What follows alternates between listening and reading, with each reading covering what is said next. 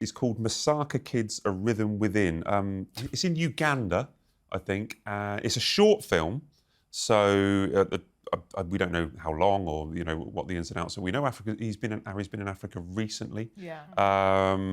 We don't know if Harry and Meghan are going to feature in this one. I have asked, and we were told you'll have to wait and see. I don't like surprises. I'd like to know if Harry or Meghan are in it. Does this sound like something that's going to earn them a lot of money? Oh no, but I don't think they're trying to earn money. I really think they have this messianic complex, where they think putting out this content, even if it doesn't necessarily generate the kind of views, it's in the repertoire of the do-gooders.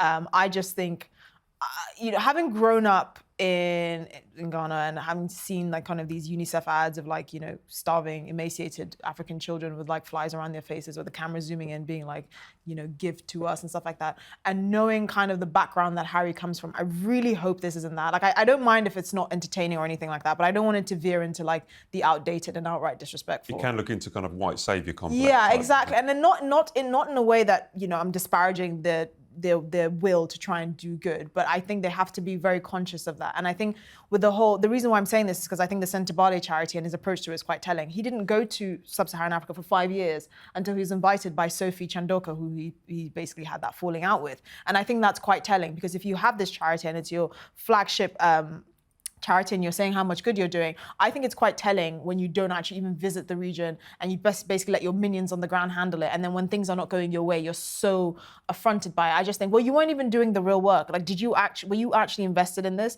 And so for me, that's always left a bad taste in my mouth, because we always see it with celebrities that kind of put their names to initiatives and then just kind of have a hands-off approach. And I'm like, you're no longer a prince, mate, in the way that you were. You actually have to do the work. It's interesting timing, I think, coming soon after Sentebale. We'll get on to the Sentebale latest a little bit later in the show. But the other one is, so I wrote the story 2 years ago that the Sussexes had bought the rights to a book called Meet Me at the Lake. It was very popular 2 summers ago. It was a big deal. It's taken 2 years now until they've actually said, oh yeah, we are in active production. This is going to be, the first time that they've adapted a book into a Netflix series. We need to know who's acting in it, who's starring in it. I can't imagine Meghan and Harry are going to be acting in it. They're going to need to get some big names. There has been. Could you imagine Harry? That would be an interesting career redirection. Maybe that's the next thing. Who knows? There's been. We've lost Esther. We've lost Esther on the idea of Meghan and Harry acting. It would just be, honestly. He's had secret aspirations like Prince Edward, maybe. Maybe that was there. Anyway, so look, I think that it's the thing about this story and this book is it was a wildly popular book, and it was quite a big deal when that story broke that they would be producing it.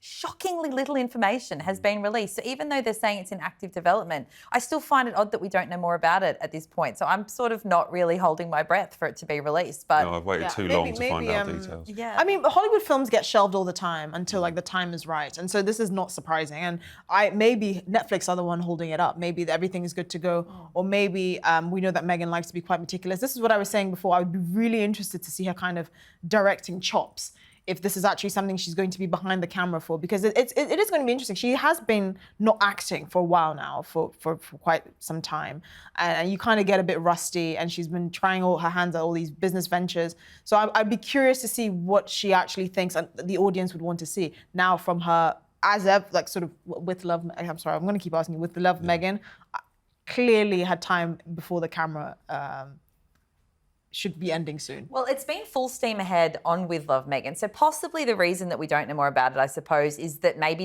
because Netflix is obviously in partnership with As Ever as well. This is like a large project, and with season 2 coming and this holiday special, maybe the plan was simply that they're going to throw everything at that and then focus on this fictional work after. Also, as we've talked about, they've had a lot of misses in the sort of non-fiction space. So maybe this will be the area that they're better at. She's got the Suits background. I don't know. Again, it's a big question mark, but we just know absolutely nothing about it. Just touching on this side of the Atlantic for a while. I was at St James's Palace a couple of weeks ago, and Idris Elba, the superstar, was there, and he's filming a Netflix documentary about the King's Foundation with King Charles. So we will possibly, at some stage next year when it's released, maybe have a clash between a Sussex production on Netflix and something featuring the King on Netflix. We're going to have a ratings more interesting. Didn't Idris Elba DJ at their wedding? At Harry and Meghan's wedding, yes. And I'm quite surprised he's not featured in the second season of With Love, sorry, I keep saying as ever, With Love, Meghan, because Claire Smith is in it, who I love. And by the way, I highly recommend her restaurant, Core in London. It takes ages to get a booking, but anyway. But so she was in it, and Jay Shetty and his wife, and a few other, like Chrissy Teigen, who again, like they've resurrected her from the graves of Hollywood. And Tan France from Queer Eyes on there as well. Exactly. So I'm surprised that Idris, who would have been a really good fit for this, because at the very least he would have been entertaining, wasn't interested or maybe tapped on the shoulder to film the second season with him. Well, it's funny you mentioned about the wedding. I mean, there are no guests on. I mean, we've got 8 episodes this second series. I think we had a similar 8 episodes in the first series. You've got more than 16 guests. None of them were at Meghan's wedding. If they're all good friends of Meghan, as we are told we see on the screen that they're very close and they're very friendly. No one from the wedding to when she got married to Harry have been invited to appear on her show. Well, you surprised? the makeup artist who was her best friend, who did her makeup at her wedding, who was in the first season, she doesn't know where he lives or what he's allergic to, or that he was even there. And then he took some cake home. I mean, it was the funniest interaction of all. She was like, "Really?